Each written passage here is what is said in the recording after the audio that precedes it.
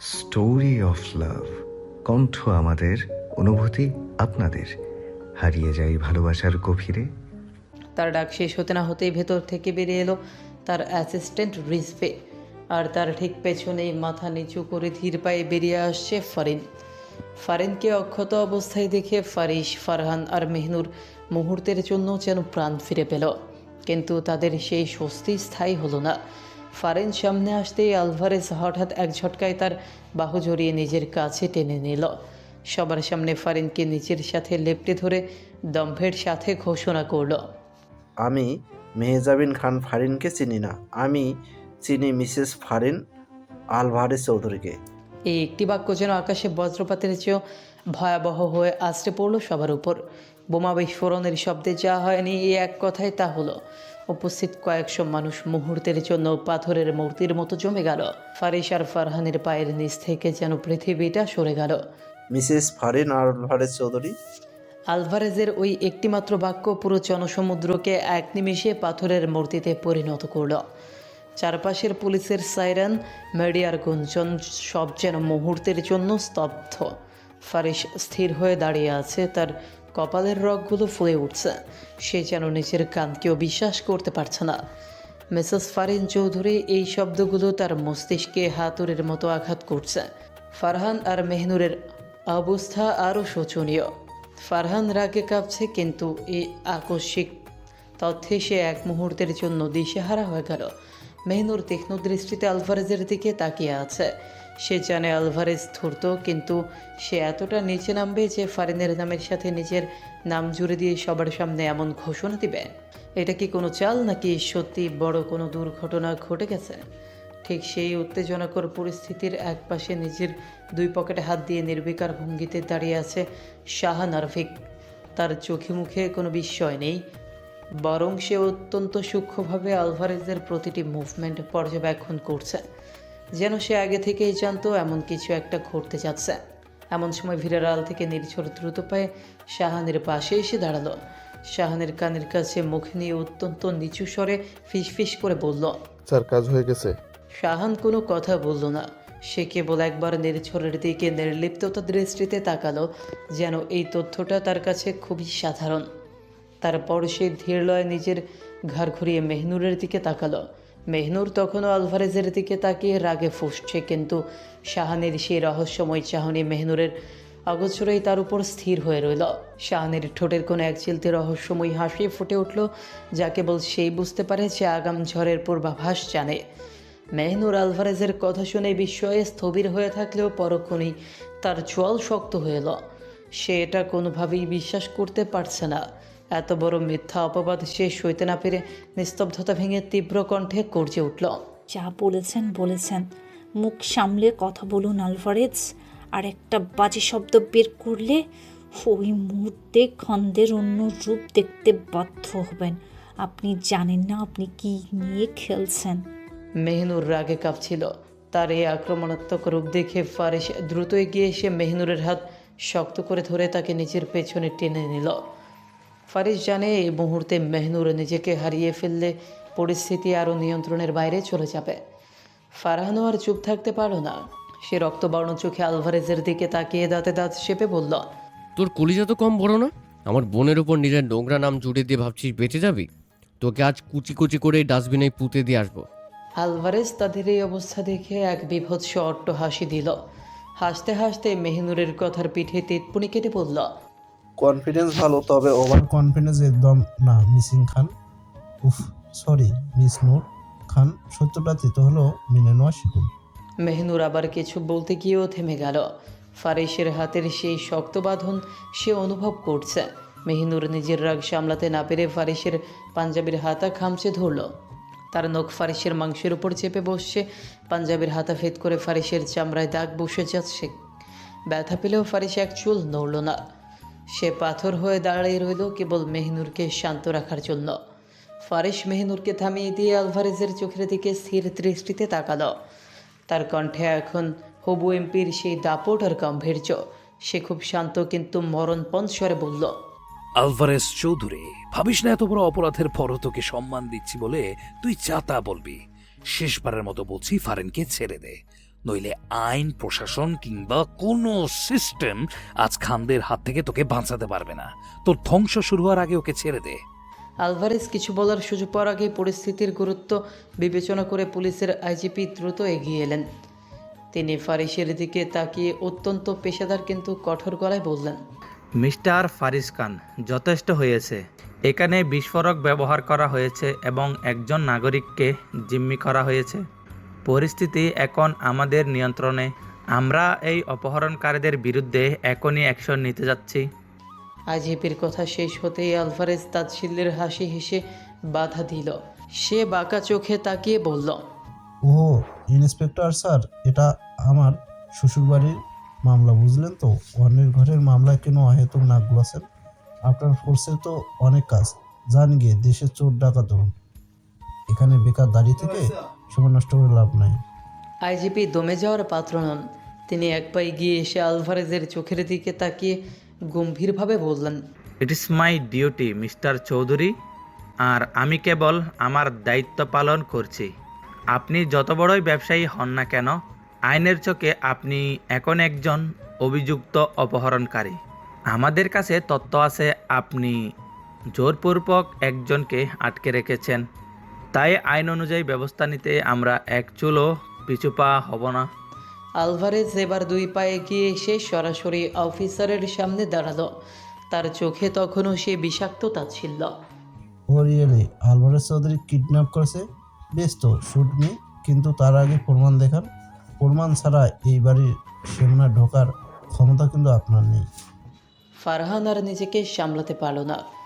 সে ক্ষিপ্ত বাঘের মতো ঝাঁপিয়ে পড়ে আলভারেজের কলার চেপে ধরল। দাঁতে দাঁত চেপে হিস হিস করে বলল, শালা, কিসের প্রমাণ চাস তুই? আমার বোনকে নিজের চোখে এখানে দেখছি, আর তুই প্রমাণের নাটক করছিস। তুই জানিস না আলভারেজ, তোর জায়গায় অন্য কেউ হলে এই মুহূর্তে তার কি হাল হতো? শুধু তুই বলে বেঁচে গেছিস, কেননা তুই। ফারহান বাকিটা না বলে থেমে গেল, কিন্তু তার চোখে তখন আগুনের ফুলকি। আলভারেজ অত্যন্ত ঠান্ডা মাথায় ফারহানের হাত থেকে নিচের কলার ছাড়িয়ে নিল। তারপর ধুলো ঝাড়ার মতো করে নিজের কোটটা ঠিক করে ফারহানের দিকে একটু ঝুঁকে নিচু স্বরে বলল, একে তো আমার কোনো বড় বোন নেই, তার উপর সম্বন্ধী সাহেব। বোনের জামাইয়ের সাথে এমন অভদ্র আচরণ কিন্তু মানায় না। It's bad manners bro. Farhan আবার তেড়ে যেতে নিলে ফারিস তাকে শক্ত করে আঁকড়ে দিল। ফারিসের চোখে এখন ধূর্ত শিকারের দৃষ্টি। সে আলভারেজের দিকে তাকিয়ে প্রশ্ন ছুড়ে দিল, কিসের বোনের জামাই? হ্যাঁ, কিসের বোনের জামাই? তুই একটা কিডন্যাপার, আর তুই যদি কিডন্যাপার না হোস তবে আমার বোন তোর এখানে কেন? Answer me. আলভারেজ মৃদু হেসে বলল, সেটা তোমার বোনকেই না হয় জিজ্ঞেস করো। ও ওয়েট, আমি বরং তোমায় দেখাচ্ছি ও কেন এখানে এসেছে। বলেই আলভারেজ তার অ্যাসিস্ট্যান্ট রিজভিকে ইশারা করল। রিজভি দ্রুত একটি ল্যাপটপ নিয়ে এগিয়ে এলো এবং বিকেলের সেই সিসিটিভি ফুটেজ অন করল। স্ক্রিনে দেখা যাচ্ছে ফারেন কোনো জবরদস্তি ছাড়াই নিজের ইচ্ছায় ধীর পায়ে আলভারেজের গাড়িতে গিয়ে উঠছে। কোনো ধস্তাধস্তি বা জোর করার চিহ্ন সেখানে নেই। ফুটেজটি দেখিয়ে আলভারেজ আইজিপির দিকে তাকিয়ে বিজয়ী হাসি হেসে বলল, এবার বলুন অফিসার, এটাকে কি কিডন্যাপ বলা হয়? ফারিস আর ফারহানের মুখ ভঙ্গি বদলালো না। তারা জানে এটা আলভারেজের কোনো সাজানো চাল, কিন্তু আলভারেজ এবার তাদের সামনে গিয়ে দাঁড়িয়ে অত্যন্ত নিখুঁতভাবে অসহায়ত্বের অভিনয় করে আইজিপির দিকে তাকিয়ে বলল, আসলে এটা কোনো কিডন্যাপ নয় ইন্সপেক্টর। মিস্টার ফারিন খানের একমাত্র আদরের বোন ভালোবাসার টানে নিজের ঘর ছেড়ে পালিয়ে আমার কাছে চলে এসেছে। Shocking rights. মেহনুর ভ্রু কুচকে আলভারেজের একদম সামনে গিয়ে দাঁড়ালো। তার দুই চোখ দিয়ে যেন ঘৃণা ঝরছে। সে দাঁতে দাঁত চেপে হিস হিস করে বলল, দেখুন, মিডিয়ার লোকজন আছে বলে আপনি ভর পেয়ে যাচ্ছেন, তাই বলে যা তা বলবেন? এখানে খানদের সম্মানের প্রশ্ন জড়িয়ে আছে। কোনো মিথ্যে নাটকে আমাদের রেপুটেশনে আজ আসুক, তা আমি কিছুতেই মেনে নেব না।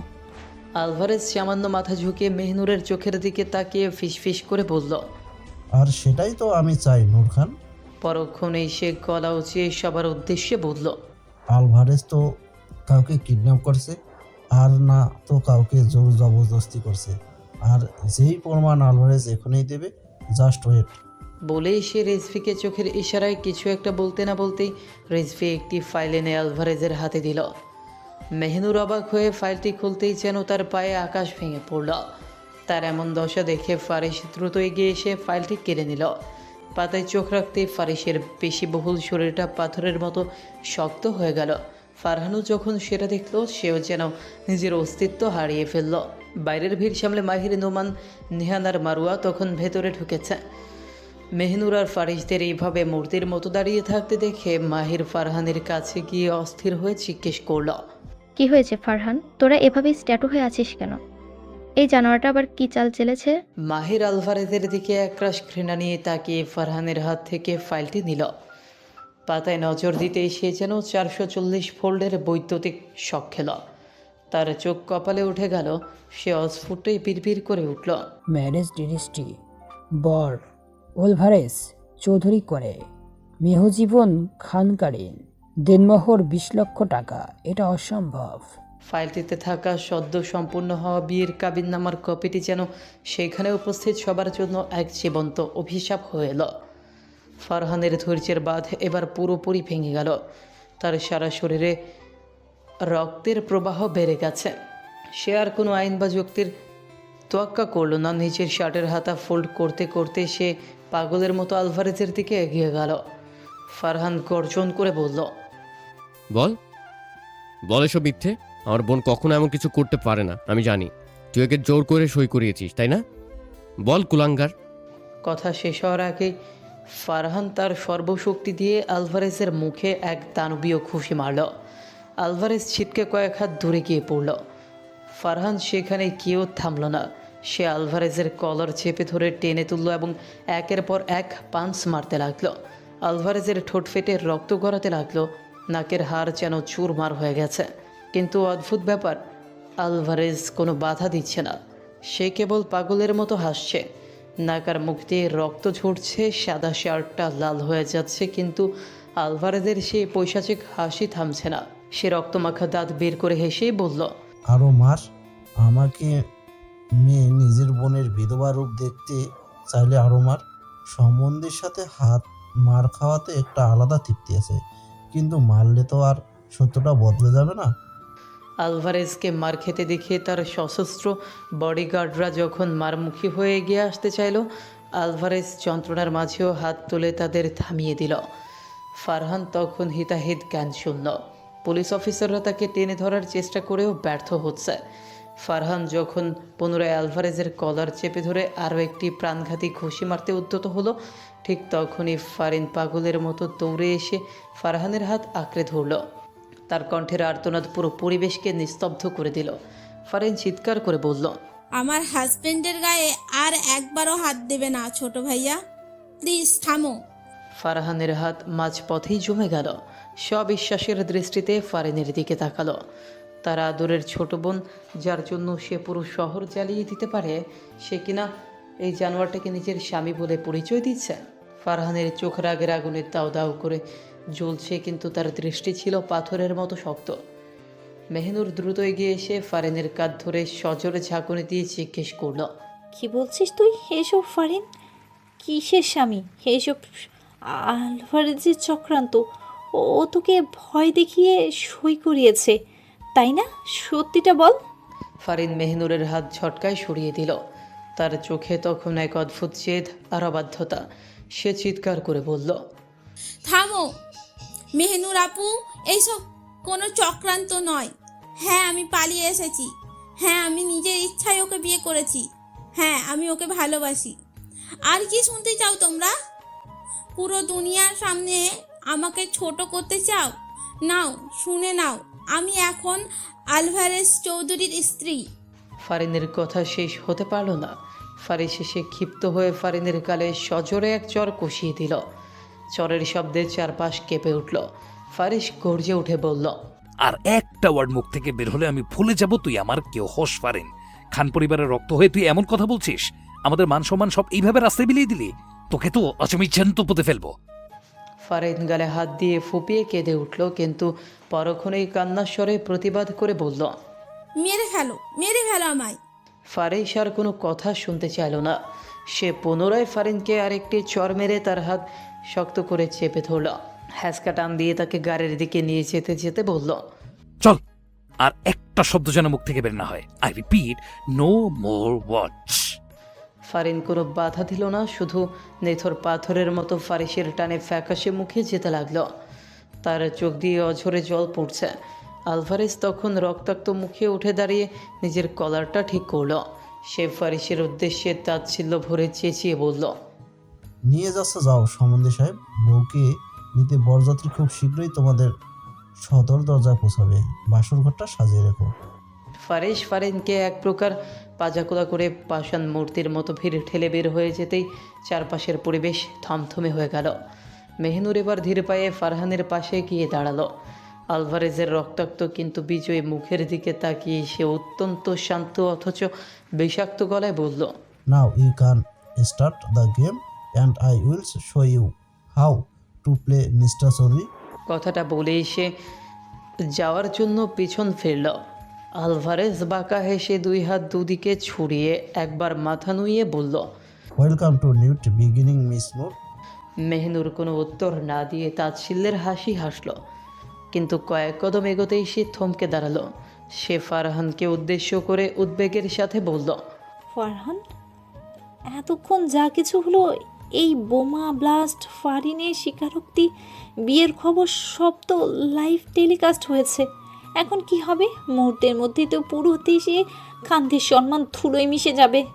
হঠাৎ মেহনুর আর ফারহান ঘুরে দাঁড়াতেই তাদের নজরে এলো এক অদ্ভুত দৃশ্য। কিছুক্ষণ আগেও যে ডজন ডজন ক্যামেরার ফ্ল্যাশ চলছিল, রিপোর্টাররা চিৎকার করছিল, তারা সবাই এখন নিশ্চুপ, সবার লেন্স মাটির দিকে নামানো। Don't worry, this chapter is close. Shahan Arfik ধীর পায়ে এগিয়ে এলো। তার সেই চিরচেনা গম্ভীর ও রহস্যময় কণ্ঠে বলল। মেহনুর এক ভ্রু উঁচু করে শাহানের দিকে তাকালো। ক্লোজড মানে? আর এটা করলই বা কে? শাহান তার ঠোঁটের কোণে সেই পরিচিত ধূর্ত হাসিটা ঝুলিয়ে কেবল বলল, আই ডোন্ট নো। বলেই সে মেহনুরদের বের হওয়ার সুযোগ দিয়ে সবার আগে পেরিয়ে গেল। মেহনুর অবাক হয়ে তাকিয়ে রইল। সে জানতো না যে শাহান আরফিক অনেক আগে তার চাল চেলে রেখেছে। আলভারেজ যখন ভাবছিল সে মিডিয়ার মাধ্যমে খানদের সম্মান নিলামে তুলছে, তখন শাহান তার ব্যক্তিগত হ্যাকিং টিম আর স্যাটেলাইট সিগন্যাল ব্যবহার করে পুরো এলাকার ফ্রিকোয়েন্সি ব্লক করে দিয়েছিল। মিডিয়ার লাইভ ফিডগুলো স্ট্রিমিং হওয়ার কয়েক সেকেন্ডের মধ্যেই ব্ল্যাক আউট হয়ে গেছে। এমনকি প্রতিটি নিউজ চ্যানেলের হেড অফিসে শাহানের লোকেরা পৌঁছে গিয়ে ব্যাকআপ ফুটেজ ডিলিট করে দিয়েছে। আলভারেজের যে মাস্টার প্ল্যান ছিল খানদের বেইজ্জত করার, শাহান তা বাতাসের সাথে মিশিয়ে দিয়েছে। মাহির আর নোমান যখন জানতে পেরেছে আলভারেজ এই হিন্দ কাজ করেছে, তারা ফারিসের আদেশে সমস্ত পুলিশ ফোর্স আর আর্মি ইউনিটকে পরিস্থিতি সামাল দেওয়ার জন্য মোতায়েন করেছে। পুলিশ প্রশাসন খানদের দাপটের সামনে কাঁপছে, তাদের বিরুদ্ধে যাওয়ার সাহস কারণেই। মেহনুর শাহানের যাওয়ার পথের দিকে তাকিয়ে আর কথা বাড়ালো না। তারা সবাই দ্রুত নিজেদের গাড়ির দিকে পা বাড়ালো। আলভারেজ পেছনে দাঁড়িয়ে আকাশ কাঁপিয়ে হাসলেও সে তখনও বুঝতে পারেনি তার তাসের ঘর শাহান আরফিক অনেক আগেই ভেঙে চুরমার করে দিয়েছে। মেহনুররা বেরিয়ে যেতেই পুরো চত্বরে এক মরণজয়ী নিস্তব্ধতা নেমে এলো। আলভারেজ তখনও সেই বিধ্বস্ত অবস্থায় দাঁড়িয়ে। তার সাদা শার্টটা এখন রক্ত আর ধুলোর ছোপে মাখামাখি, রাজকীয় সেই অবয়বটা ছিন্ন ভিন্ন। রিজভি ধীর পায়ে আলভারেজের পাশে এসে দাঁড়ালো, তার চোখে মুখে বিস্ময় আর আতঙ্কের ছাপ। সে আলভারেজের সাথে দীর্ঘ সময় আছে, কিন্তু আজকের এই আলভারেজকে সে চিনতে পারছে না। যে মানুষের গায়ে ফুলের টোকা তো দূর, উচ্চস্বরে কথা বললেও আলভারেজ চৌধুরী তাকে দুনিয়া থেকে সরিয়ে দেয়, সেই মানুষটা আজ ফারহানের একের পর এক পৈশাচিক খুশি নীরবে হজম করলো, কোনো টু শব্দ পর্যন্ত করলো না। রিজভির মনে হচ্ছে সে যেন আজ আলভারেজের এক অচেনা অন্ধকার রূপ দেখল। রিজভি এটাও জানে যে খান পরিবার কতটা ভয়ঙ্কর হতে পারে, কিন্তু আলভারেজ চৌধুরী তাদের বোনকে এইভাবে নিজের কবজায় নেওয়ার পর খানদের সেই অদ্ভুত শান্ত অথচ তীক্ষ্ণ প্রতিক্রিয়া তাকে ভাবিয়ে তুলছে। নির্ঘাতের পেছনে কোনো পুরনো দহন বা গভীর কোনো রহস্য আছে যা রিজভি এখনও আজ করতে পারছে না। আলভারেজ বসে এক হাঁটুর ওপর হাত রেখে সে শূন্য দৃষ্টিতে সামনের পথের দিকে তাকিয়ে। তার চোখ দুটো তখনও জ্বলছে, কিন্তু সেই চলায় রাগের চেয়েও কোনো গভীর পরিকল্পনার ছাপ স্পষ্ট। রক্তের লোনাস্বাদ ঠোঁটে নিয়েও সে যেন কোনো এক আদিম চিন্তায় মগ্ন। চারপাশে ছড়িয়ে ছিটিয়ে থাকা বারুদের পোড়া গন্ধ আর ভাঙা কাচের টুকরো যেন সাক্ষী দিচ্ছে যে আজকের এই ঝড়ের চেয়েও বড় কোনো প্রলয় খুব শীঘ্রই ধেয়ে আসছে। আলভারেজ দেয়ালের দিকে তাকিয়ে অস্ফুটে হাসলো। সেই হাসিতে কোনো শব্দ নেই, আছে কেবল এক বিষাক্ত প্রতিজ্ঞা। রিজভি বেশ কিছুক্ষণ দ্বিধায় ভোগার পর সাহস সঞ্চয় করে জিজ্ঞাসাই করে ফেলল। স্যার, এত কিছু হয়ে যাওয়ার পরেও আপনি কেন কোনো রেসপন্স করলেন না? ফারহান খান আপনার গায়ে হাত তুলল, আপনি চাইলে তো নিমিষে সব শেষ করে দিতে পারতেন। আলভারেজ মাথা তুলে ধীরস্থিরভাবে রিজভির দিকে তাকালো। তার চোখে এক হিমশীতল শূন্যতা। সে অত্যন্ত নিচু স্বরে কিন্তু ধারালো গলায় বলল, সেই কৈফত তোমাকে দিতে আমি বাধ্য নই রিজভি, নিজের সীমানার মধ্যে থাকো। রিজভির মুখ তৎক্ষণাৎ চুপসে গেল। সে আলভারেজের মেজাজ চেনে, তাই আর কথা বাড়ানোর সাহস পেল না। কিন্তু মনের ভেতর উকি দেওয়া কৌতূহলটা সে দমাতে পারল না। কিছুটা দূরত্ব বজায় রেখে সে আবারও অনুচ্চ স্বরে বলল, স্যার, আপনার উদ্দেশ্য কি? আসলে ওনাকে বিয়ে করার ছিল? আর ফারির ম্যাম, কি এমন ঘটেছিল সেই 10 মিনিটে যার জন্য উনি সাথে সাথে আপনার প্রস্তাবে রাজি হয়ে গেলেন? 10 মিনিট শব্দটা কানে যেতেই আলভারেজের চোখের সামনে সেই মুহূর্তগুলো জীবন্ত হয়ে উঠল। তার রক্তমাখা ঠোঁটের কোণে ফুটে উঠল এক রহস্যময় ক্রূর হাসি। সে দৃষ্টি ফিরিয়ে নিল শূন্যের পানে। ফ্ল্যাশব্যাক, সময়টা ঠিক 30 মিনিট আগে। সিসিটিভি ফুটেজ আলভারেজ দেখল খান পরিবারের সবাই অট্টালিকার সিংহদ্বারে পৌঁছে গেছে। সে জানতো এমনটাই হবে। তাদের ইগোতে আঘাত লাগলে তারা এইভাবেই ছুটে আসবে। তাই সে আগে থেকেই প্ল্যান বি তৈরি রেখেছিল। সে রিজভিকে ডেকে গম্ভীর গলায় বলল, যেমনটা বলে রেখেছি সব ব্যবস্থা হয়েছে। রিজভি মাথা নিচু করে বলল, জি স্যার, সব রেডি, কিন্তু আপনি কাজী দিয়ে কি করবেন? আলভারেজ 2 পা এগিয়ে রিজভির কাঁধে হাত রেখে এক অদ্ভুত মায়াবী অথচ নিষ্ঠুর স্বরে বলল, 29 বছর জীবনে অনেক তো তোর ভাবিকে ছাড়া থাকলাম, এবার না হয় স্থায়ী কোনো ব্যবস্থা করি, কি বলিস? রিজভি হতভম্ব হয়ে তাকিয়ে রইল। তার মুখ দিয়ে কেবল বের হলো, মানে? কিন্তু আলভারেজ আর কোনো উত্তর না দিয়ে ধীর পায়ে এগিয়ে গেল সেই বিশেষ রুমটির দিকে যেখানে ফারিনকে বন্দি করে রাখা হয়েছে। সে নিজের পকেট থেকে এক্সট্রা চাবি বের করে দরজা খুলল। ভেতরে প্রবেশ করে বেডের দিকে তাকাতে আলভারেজের বুকটা একবার কেঁপে উঠল। ফারিন বেডের উপর মাথা এলিয়ে দিয়ে চোখ বুজে পড়ে আছে। একটানা কান্নায় তার ফর্সা মুখশ্রী এখন আগুনের মতো লাল হয়ে গেছে। চোখের জল শুকিয়ে গালের ওপর দাগ বসে গেছে।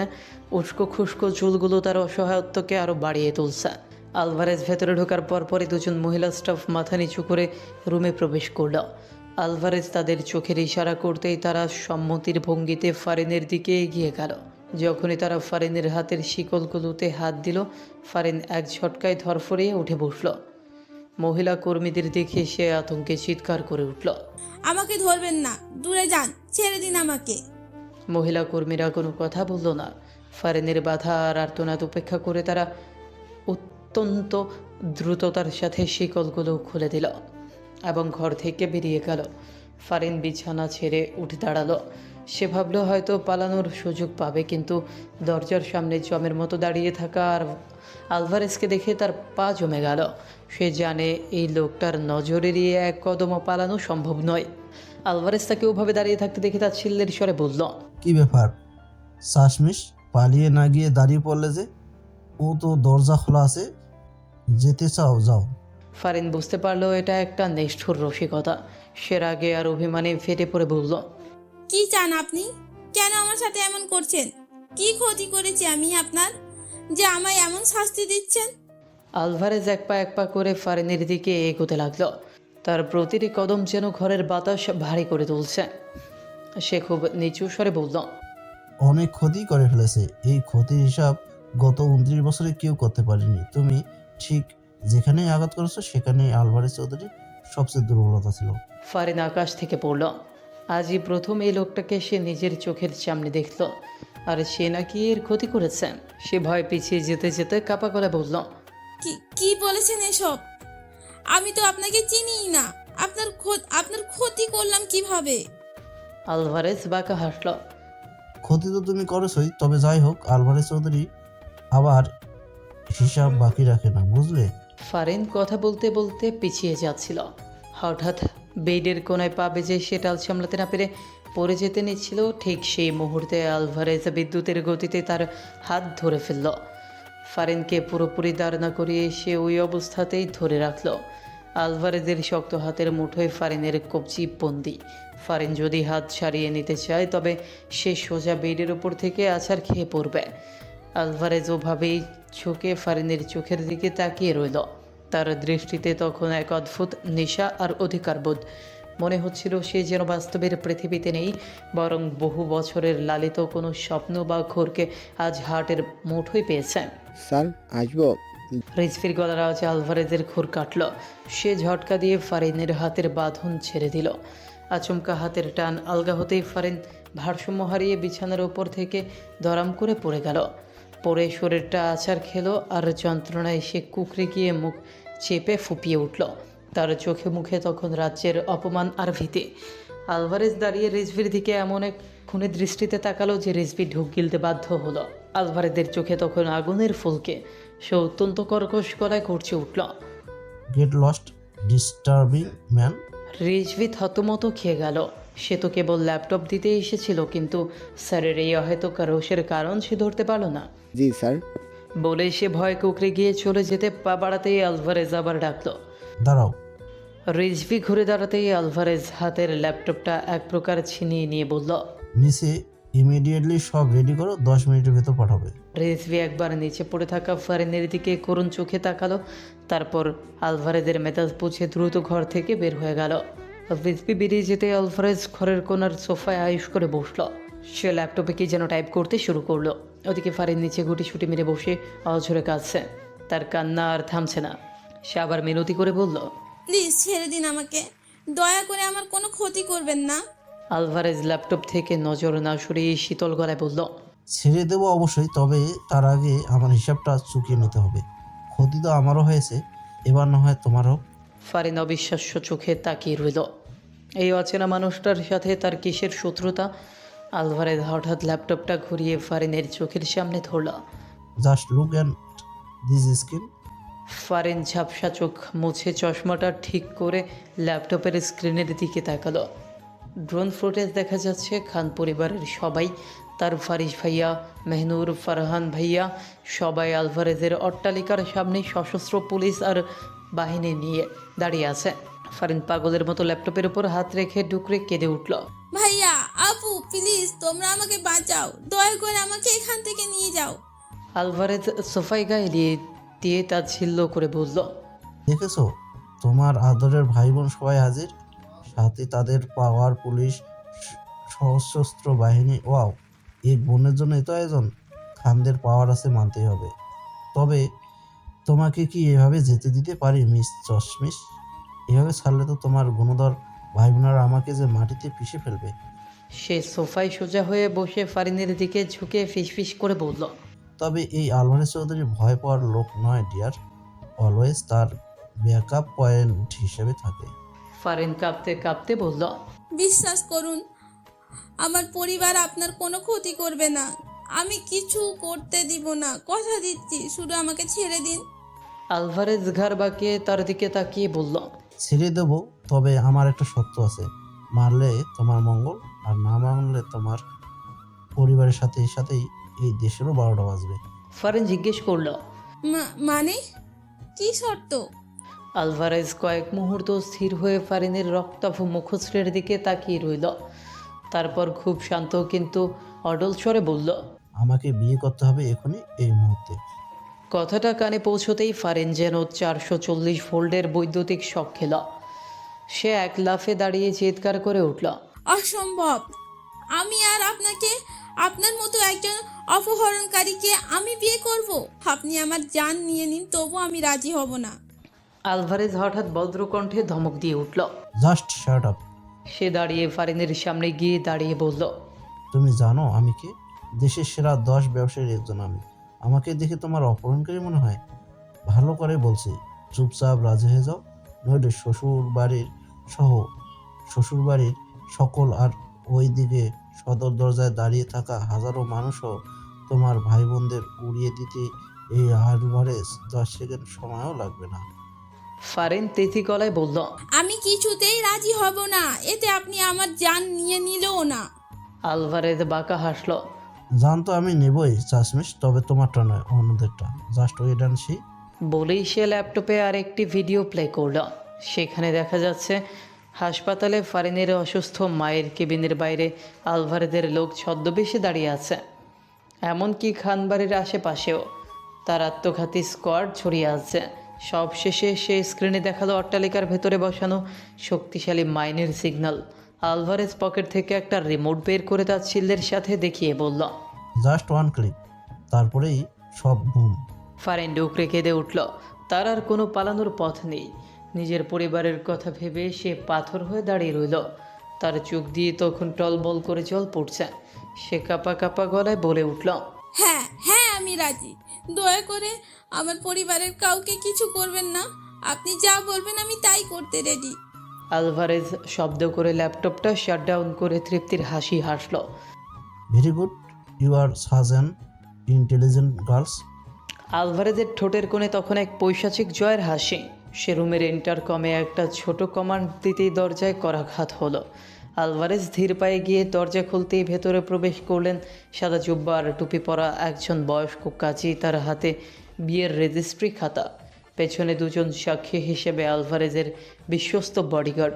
রুমের ভেতরটা তখন এক শ্বাসের ঊর্ধ্বকর নিস্তব্ধতায় থমকে আছে।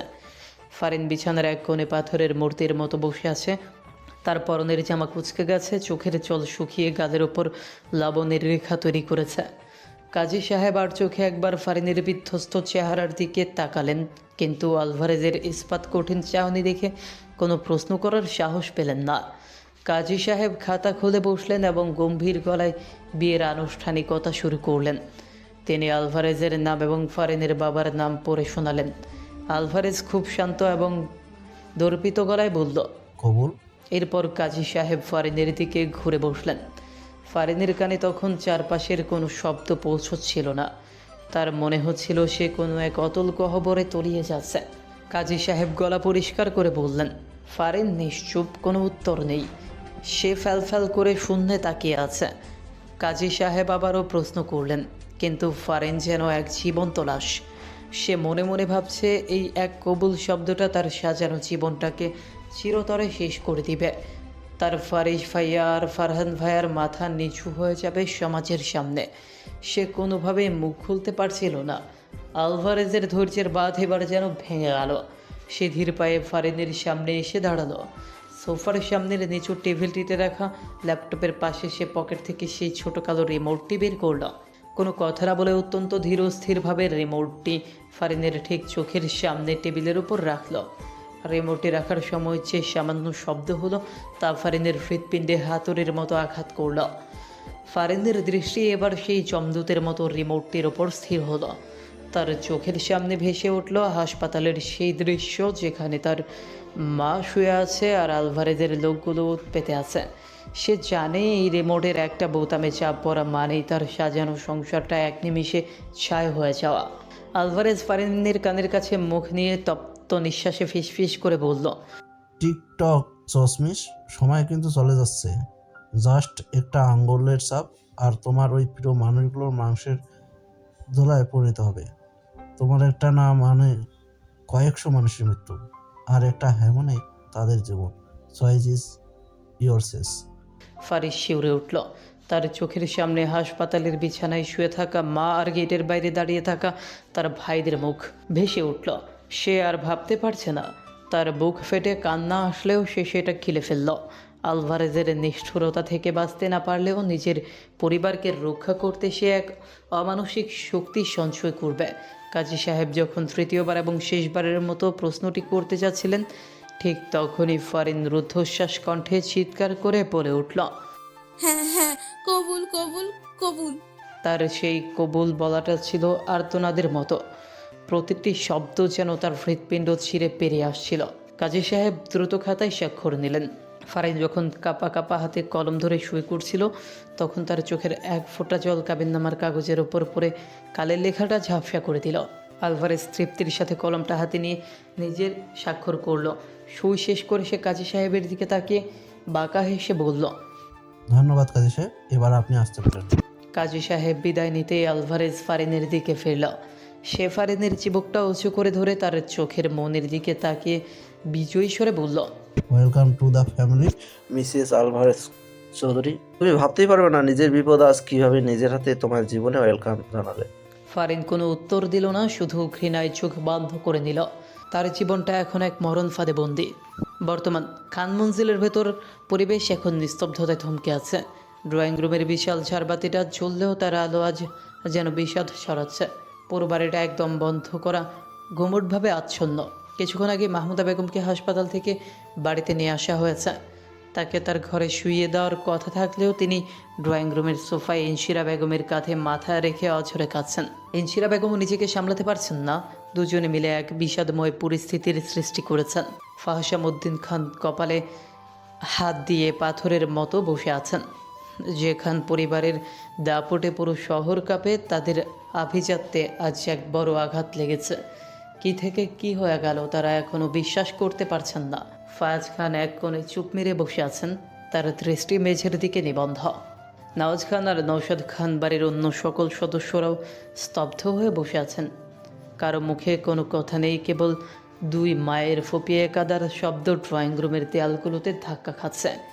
ফারিনকে উদ্ধার করতে ফারিসরা গিয়েছে অনেকক্ষণ হলো। তারা কি ফারিনকে অক্ষত অবস্থায় ফিরিয়ে আনতে পারবে, নাকি আলভারেজ যে দাবি করেছে তাই সত্যি হতে চলেছে? এই দুশ্চিন্তায় বাড়ির বড়দের প্রতিটি মুহূর্ত যন্ত্রণার মতো কাটছে। তারা সবাই এক বুক আতঙ্ক আর আশঙ্কা নিয়ে ফারিসদের ফেরার অপেক্ষায় প্রহর গুনছেন। ঠিক তখনই নিস্তব্ধতা ভেঙে বাইরের গেটে গাড়ির টায়ারের ঘর্ষণের শব্দ আর পরিচিত হর্নের আওয়াজ শোনা গেল। বাড়ির সবাই যেন স্প্রিংয়ের মতো সোজা হয়ে দাঁড়িয়ে পড়লেন। ফারিসদের গাড়ির হর্ন সংকেত দিচ্ছে যে তারা ফিরে এসেছে। সদর দরজা দিয়ে ফারিস আর ফারহান ভেতরে ঢোকা মাত্রই মাহমুদা বেগম প্রায় ছুটে গেলেন ফারিসের কাছে। পাগলের মতো ফারিসকে জড়িয়ে ধরে আর্তনাদ করে উঠলেন তিনি। ও এমন কেন করলো বাবা, ও এমন কেন করলো? তীব্র চিৎকারে ভেঙে পড়ে সমানে কাঁদছেন তিনি। ফারিস নির্বাক স্তব্ধ হয়ে দাঁড়িয়ে আছে, তার মুখে কোনো কথা নেই। শরীরের সবটুকু শক্তি যেন হঠাৎ হারিয়ে গেছে। সে কেবল মাহমুদা বেগমের দিকে তাকিয়ে রইল। চারপাশের থমথমে পরিবেশে কেবল মাহমুদা বেগমের কান্নার শব্দ প্রতিধ্বনিত হচ্ছে। পেছনে মেহনুর আর মারুয়া ফারিনকে ধরে ধরে ভেতরে প্রবেশ করল। তাদের ঠিক পেছনেই মাহি আর নেহান। মাহমুদা বেগম ফারিসের কাছ থেকে ছুটে গিয়ে ফারিনকে মেহনুরের কাছ থেকে এক প্রকার কেড়ে নিলেন। কিছু বুঝে ওঠার আগেই সজোরে ফারিনের গালে একটি থাপ্পড় বসিয়ে দিলেন তিনি। ফারিনের কোনো হেলদোল নেই, সে যেন পাথর হয়ে গেছে। তীব্র ঘৃণা আর ক্ষোভে মাহমুদা বেগম চিৎকার করে বললেন, কেন নিয়ে এসেছিস তোরা ওকে? এই অলক্ষী মেয়েটাকে ফিরিয়ে কেন নিয়ে এলি? কেন আনলি ওকে আমার সামনে? ওনার এমন আচরণে উপস্থিত সবাই স্তম্ভিত হয়ে গেল। কেউ ভাবতেও পারেনি তিনি এমনটা করবেন। তিনি আবারও ফারহানকে মারতে উদ্যত হলে ফারহান তাকে আটকে দিল। ফারিস গম্ভীর কণ্ঠে বলল, ওকে ওর রুমে যেতে দাও মা। মেহনুর পাশ থেকে প্রতিবাদ করে বলল, বড় মা, ওর কোনো দোষ নেই, ওটা একটা ট্র্যাপ ছিল। মাহমুদা বেগম কাঁদতে কাঁদতে বললেন, তোরা ওকে আমার সামনে থেকে নিয়ে যা, ওর এই মুখ আমি আর দেখতে চাই না, নিয়ে যা তোরা। ফারিন পাথরের মতো শুধু সবার দিকে চেয়ে রইল। তার কল্পনারও বাইরে ছিল যে তার সাথে এমন কিছু হতে পারে। মেহনুর মারুয়াকে ইশারা করে বলল, ওকে রুমে নিয়ে যা। মারুয়া মাথা নেড়ে সম্মতি জানিয়ে বলল, নিয়ে যাচ্ছি। ফারিনকে নিয়ে ভেতরে যেতেই নূরজাহান বিবি ছুটে এসে তাকে জড়িয়ে ধরলেন। পরম মমতায় আগলে ধরে বললেন, আল্লাহর হাজার হাজার শুকর যে আমার নাতনিটা সুস্থ আছে। যে যা করছে সবার বিচার আল্লাহ করব। আমি জানি আমার নাতনিটার কোনো দোষ নাই। একটু ভরসা পেয়ে ফারিন ওনাকে জড়িয়ে ধরল এবং নিঃশব্দে কেঁদে ফেলল। মনিরা বেগম আর এনশিরা বেগম এগিয়ে এসে ফারিনের মাথায় হাত বুলিয়ে দিলেন। তারা জানেন তাদের সন্তান এমন কাজ করতে পারে না। নিজেদের সন্তানদের ওপর তাদের অগাধ বিশ্বাস। মনিরা বেগম আর এনশিরা বেগম ফারিনকে তার ঘরে নিয়ে গেলেন। মাহমুদা বেগম কাঁদতে কাঁদতে তিনি নিজেও নিজের রুমে চলে গেলেন। এদিকে ফারিস গিয়ে সোফায় ধপাস করে বসল।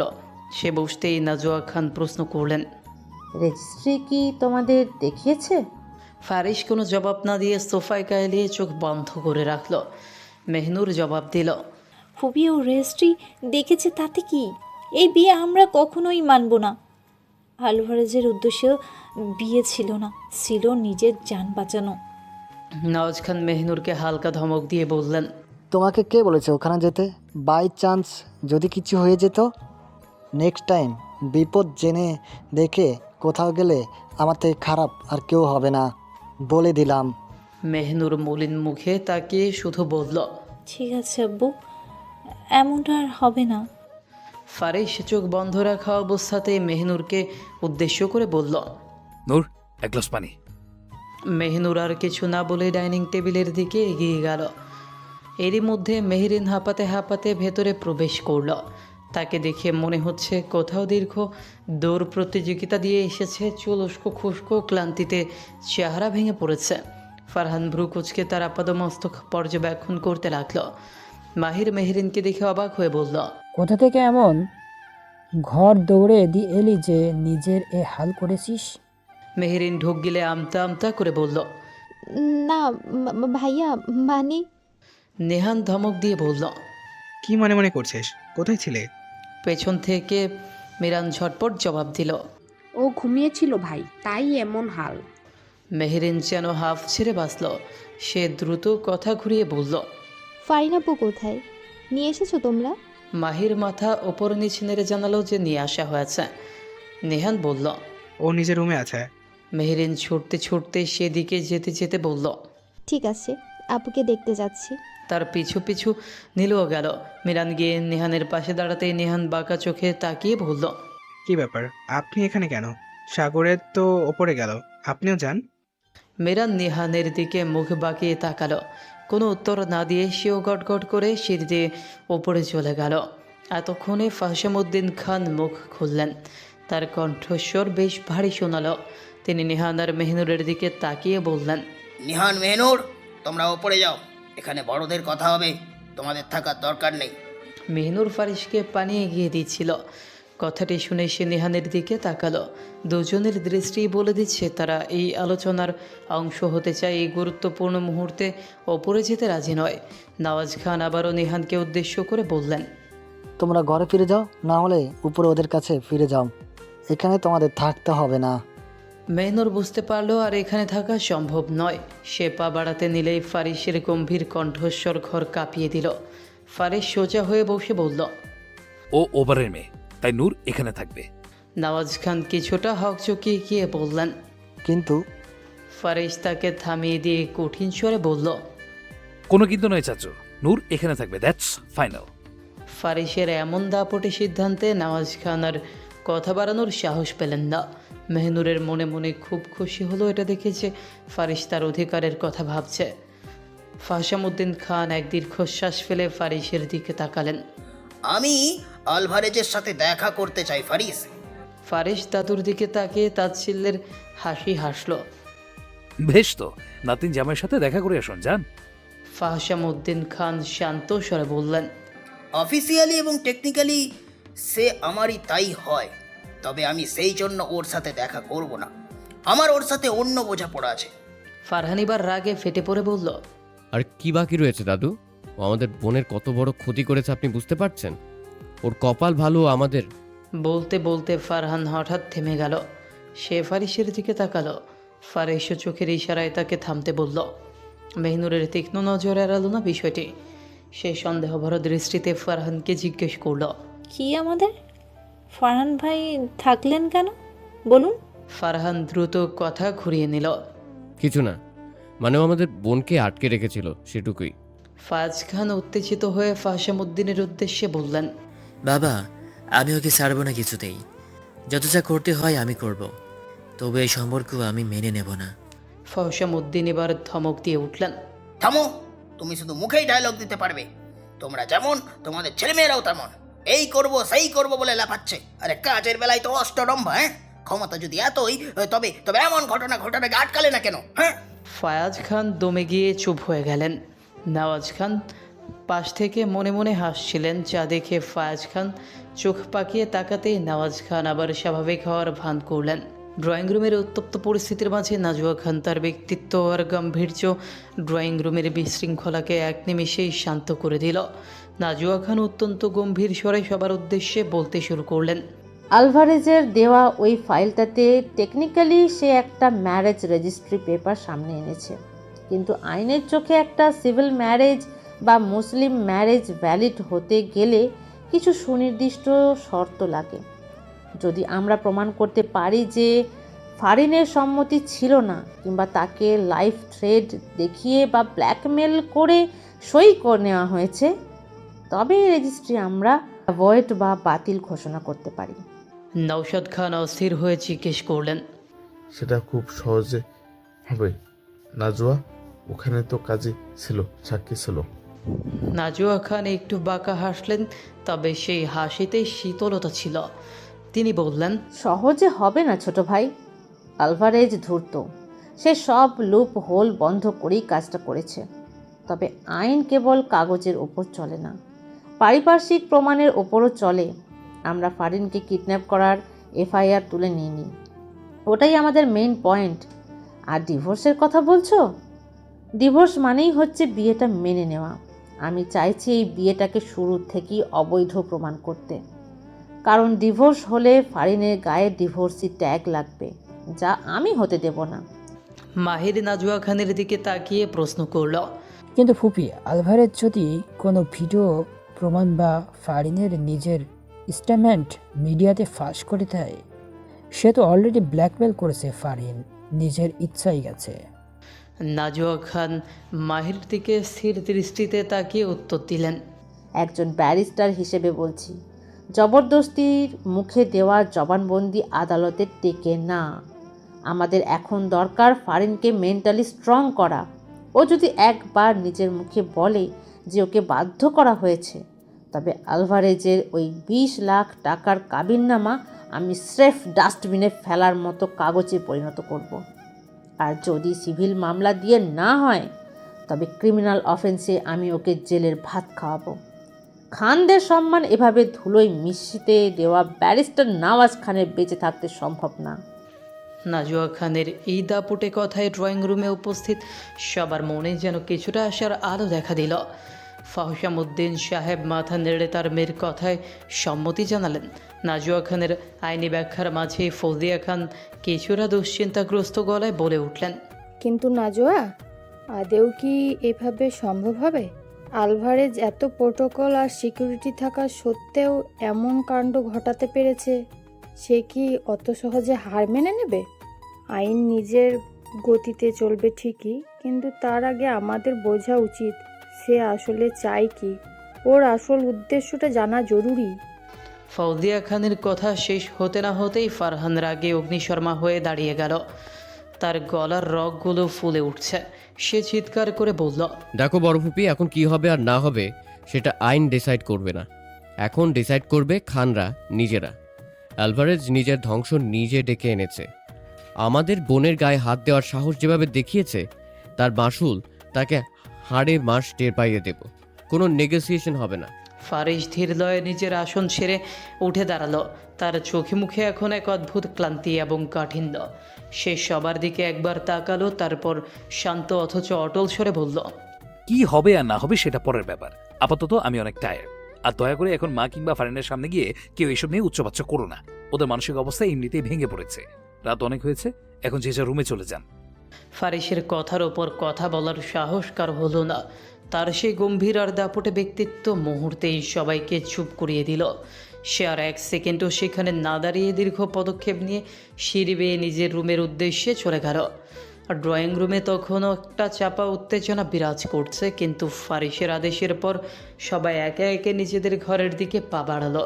ইতালিয়া মার্ভেল মেঝেতে বেছানো নরম পার্সিয়ান গালিচা, দামি আবলুস কাঠের আসবাবপত্র এবং সোনালি কারু কাজ করা বিশাল ঝাড়বাতি, সব মিলিয়ে আলভারেজের বেডরুমটি আভিজাত্যের চরম নিদর্শন। ঘরের একপাশে কিং সাইজ ভেলভেট বেড, যার হেডবোর্ডে দামি চামড়ার কাজ। কিন্তু এই রাজকীয় পরিবেশের মাঝেও আজ এক অদ্ভুত বিষাদ আর হাহাকার বিরাজ করছে। বিশাল বেডটির পাশে ফরাসি জানলার কাছে মেঝেতে পিঠ ঠেকিয়ে বসে আছে আলভারেজ। তার পরনের দামি শার্টের বোতামগুলো খোলা, হাতা গোটানো। শার্টের সাদা কাপড়ে এখনও ফারিসের খুশির রক্তের শুকিয়ে যাওয়া ছোপ ছোপ দাগ। আয়নার সামনে যে নিখুঁত কেশবিন্যাস থাকতো তা আজ উস্কো খুস্কো কোকড়ানো চুলগুলো কপালের উপর এসে পড়েছে। ডান হাতে আধখালি হুইস্কির বোতল আর বাম হাতে একটি পুরনো সোনালি ফ্রেমের ছবি। আলভারেজ হুইস্কির বোতলে একটা বড় চুমুক দিয়ে ফ্রেমটার দিকে তাকালো। তার চোখ দুটো রক্তবর্ণ হয়ে আছে, ফোলা এবং ক্লান্ত। মনে হচ্ছে সামান্য বাতাসের স্পর্শ পেলেই বাঁধ ভাঙা অশ্রু নেমে আসবে। সে অপলক দৃষ্টিতে ছবিটার দিকে তাকিয়ে রইল। ছবিতে এক সুন্দরী মহিলা, মুখে স্বর্গীয় হাসি, তার মা। আলভারেজ ধীর গতিতে কাঁপা কাঁপা হাতে ছবির ওপর আঙুল বুলালো। তার কণ্ঠস্বর ছিঁড়ে বেরিয়ে এলো এক ভাঙা যন্ত্রণাদায়ক আর্তনাদ। আমি তোমাকে খুব মিস করছি মা। শব্দগুলো যেন বুক চিরে বের করতে তার দম বন্ধ হয়ে আসছে। তার ভেতরের তম্ভ দাপট সব যেন এই মুহূর্তে ধুলোয় মিশে গেছে। সে আবার ছবির দিকে তাকিয়ে অবুঝ শিশুর মতো ফুপিয়ে উঠল। তুমি আমায় ছেড়ে কেন চলে গেলে মা? তুমি কেন তোমার ছোট রিস্কে সাথে নিয়ে গেলে না? কেন কেন আমায় এই ধ্বংসের পথে ঠেলে দিয়ে একা চলে গেলে? বলো না মা, কেন? কয়েকক্ষণ আগের সে ভয়ঙ্কর দাপটে আলভারেজ চৌধুরী আজ যেন হারিয়ে গেছে। তার জায়গায় বসে আছে এক নিঃস্ব মাতৃহীন শিশু, যে তার মায়ের কাছে বায়না ধরছে। আলভারেজের চোখ থেকে দুফোঁটা তপ্ত জল গড়িয়ে ছবির কাচের ওপর পড়ল। সাথে সাথে সে হাতের উল্টো পিঠ দিয়ে চোখ মুছে নিজেকে ধমক দিল। নো নো রিস, ছেলেদের কাঁদতে নেই। তুই স্ট্রং মানুষেরা কাঁদে না রিস। কিন্তু পরক্ষণেই তার ভেতরের বাঁধ ভেঙে গেল। সে শব্দ করে কেঁদে ফেলল। কান্নার তোরে তার কথা জড়িয়ে যাচ্ছে। নিজের বুকের বাম পাশে আঙুল দিয়ে দেখিয়ে সে ভাঙা গলায় বলল, ছেলেরাও কাঁদে না রিস, ছেলেরাও কাঁদে এই জায়গায় আঘাতটা বেশি হলে। রিস, ছেলেরাও কাঁদতে বাধ্য হয়। আমায় একা ফেলে না ফেরার দেশে তুমি গিয়ে মোটেও ভালো করোনি মাম্মি, মোটেও না। উফ, মোটেও না। তোমার আদরের ছোট ছেলেকে যেভাবে সাথে নিয়ে গেলে আমাকে কেন নিলে না মম? কেন? বলেই সে ছবিটা বুকের সাথে শক্ত করে জড়িয়ে ধরল, ঠিক যেন এক অবুঝ বাচ্চা তার মায়ের আঁচল ধরে ডুকরে কাঁদছে। তার কান্না ঘরের নীরবতাকে চুরমার করে দিল। হঠাৎ কিছু একটা মনে হতেই সে চোখ মুছে ফেলল। ছবিটা বুক থেকে নামিয়ে আবার ফ্রেমটার দিকে তাকালো। এবার তার দৃষ্টিতে কান্নার বদলে ফুটে উঠল এক ভয়ঙ্কর কাঠিন্য। সে নিজেকে শক্ত করে দাঁতের দাঁত চেপে ছবির দিকে তাকিয়ে প্রতিজ্ঞা করল, আমি কাউকে ছাড়বো না মা, কাউকে না। ওই খানরা তোমাকে আমার থেকে আলাদা করেছে, ওরা আমার শান্তি কেড়ে নিয়েছে, ঠিক তেমনি তাদের শান্তি আমিও কেড়ে নেব। তাদের বংশের প্রদীপ আমি নিভিয়ে দেবো মা, খুব শীঘ্রই। বলেই সে হাতের হুইস্কির বোতলটা মুখে তুলে একটানে বাকি সবটুকু শেষ করে দিল। তার চোখে তখন আর মাতৃহীন ছেলের বেদনা নেই, আছে কেবল এক ভয়াবহ প্রতিশোধের আগুন।